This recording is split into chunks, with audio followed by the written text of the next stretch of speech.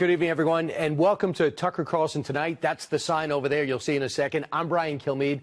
I'll be filling in for Tucker. Meanwhile, it's been more than a year since Hillary Clinton's 2016 defeat, but the excuses just keep on coming. Clinton appeared on its radio show today to talk about her book, What Happened. I know. She's on a book tour. I had no idea. And she had a whole array of explanations for her loss. But this time, she put the blame on a new person, President Obama.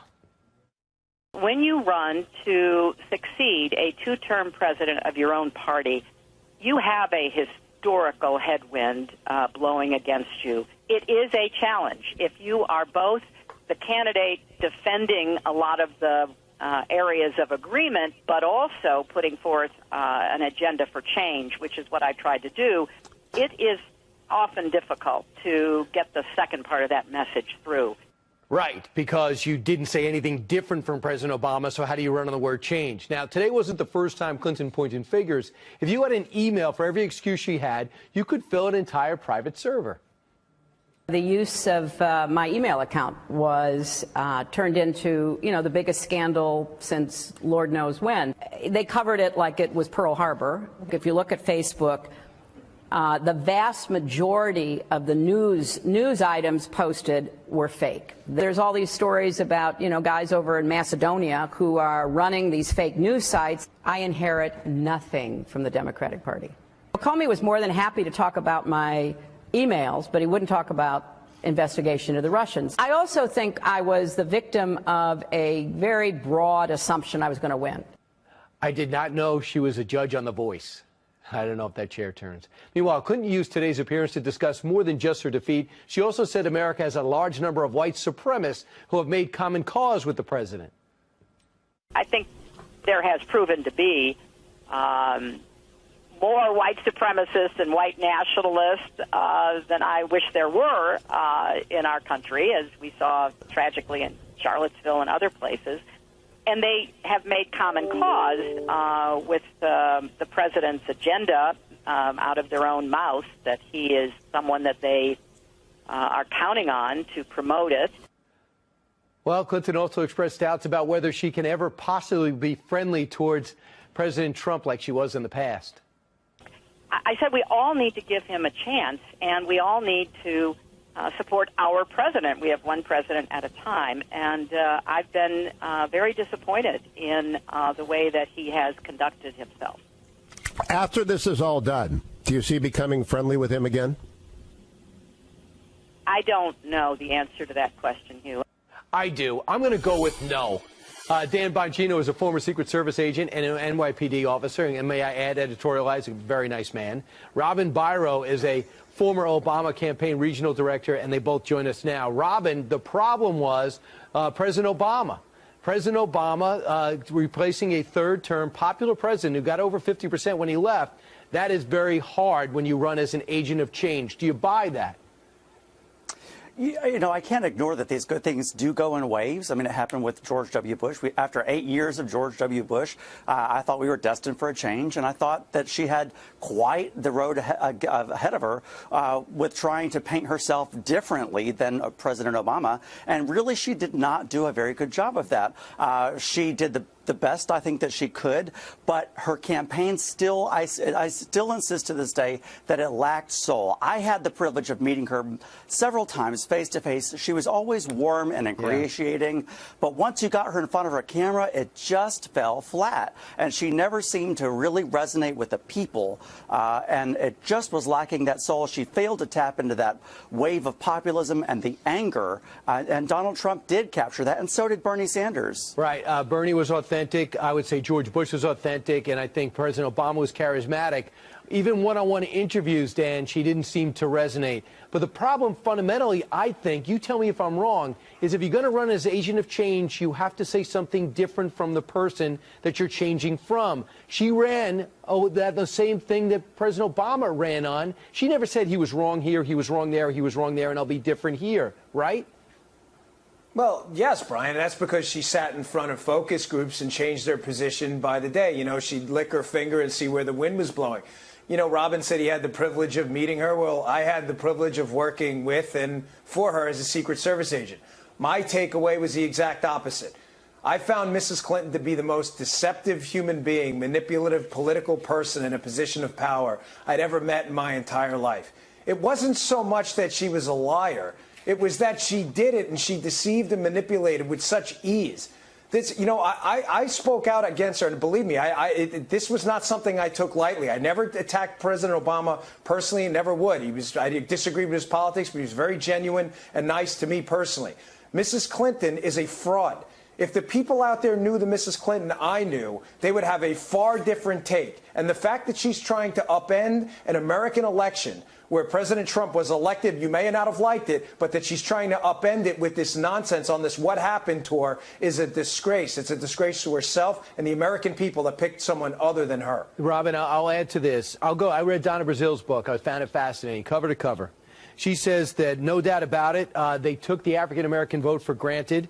There didn't seem to be any push for any local radio. There was no push to go with the yard signs and the person-to-person interaction. It was all about analytics, about a bunch of 30-something-years-olds who thought they knew it all. You know, and I'm personal friends with Robbie Mook, and I worked with him in South Carolina on the primary on this campaign. And the entire first section of the book, What Happened, does dedicate to the mistakes of the campaign, her own personal mistakes that she does own up to. Where you're exactly right, they got too much into the weeds, into the analytics. They surpassed the flyover states, the Middle America votes. We took those for granted. There were a lot of mistakes. Granted, the book is a complete assessment of everything that factored into this, which there was a lot that factored into it. But, you know, I think that she does take credit for her mistakes. But in the end, the message was basically that she was embarrassed. She felt like she let her supporters down. That's why she stepped away from the public eye for quite a while and is just now making this foray to sell books. But I want to point something out, Brian. I just hope that the point of selling these books is not to try and push Chelsea Clinton to run. Please don't do it. I know. Dan, do you believe that the Democratic Party is turning the page when you see Kirsten Gillibrand stepping up and talking about her husband, and when you see others not really running to Hillary's side? She's selling books, got Book of the Year by some club, but I don't think she's winning over people, Dan. I don't see conversion. I don't see any conversion here. You know, Brian, I've lost elections. I lost a tough one in Maryland. And you know what? You move on. Nobody likes a sore loser. Everybody hates sour grapes. I lost an election that they called the race 3 days later, and I'll never forget someone calling me and saying, move on. Move on. Don't bother with these lawsuits. Just do it. And that's what we did. Please, listen, I know Democrats aren't going to take any advice from me. I'm a conservative Republican.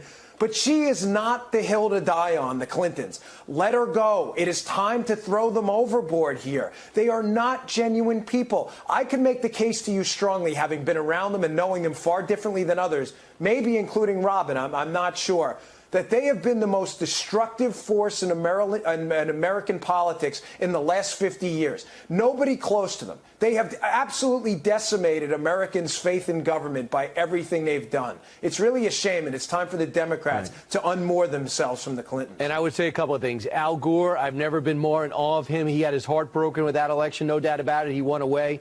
I thought that John McCain said I blew it. He kids about it right away. Bob Dole won people over the day after the election. He goes on Letterman, and people had a warm feeling for him then. It's the way you lose, not if you lose, that wins people over. And Bush 41's another great example of that. People thought he was a failed president, not in retrospect. Thanks so much, guys. Alabama Democrat Senate candidate Doug Jones is fighting back against comments yesterday from President Trump calling him a liberal.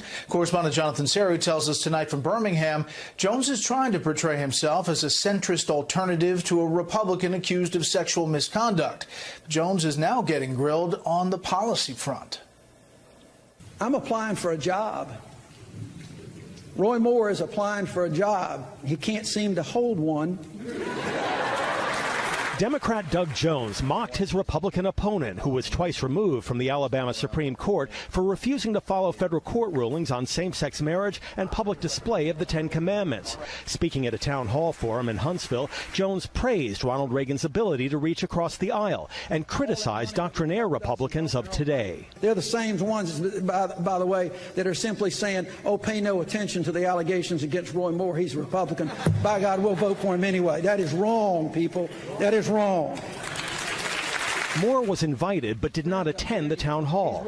I never dated underage women, and I never engaged in sexual misconduct with anybody. The Republican has been granting interviews to sympathetic commentators, using these friendly forums to deny the allegations. He told talk show host Scott Beeson he's considering legal action. We're talking about the Washington Post. We're talking about the women involved. You know, it takes time to develop a case and file a case, because you just don't go file a case without some proof. And we're getting proof. We're getting things. With Moore showing no signs of backing out of the race, President Trump broke his silence yesterday. I can tell you one thing for sure. We don't need a liberal person in there, a Democrat. Jones. This was Jones's response. I feel like my record speaks for itself, and I don't have to have the president or anyone else to talk about it or try to label it. Today on social media, the Jones campaign debuted a new ad featuring early photos of Moore's accusers. Now they are women, witnesses to us all of his disturbing conduct. Will we make their abuser a U.S. senator?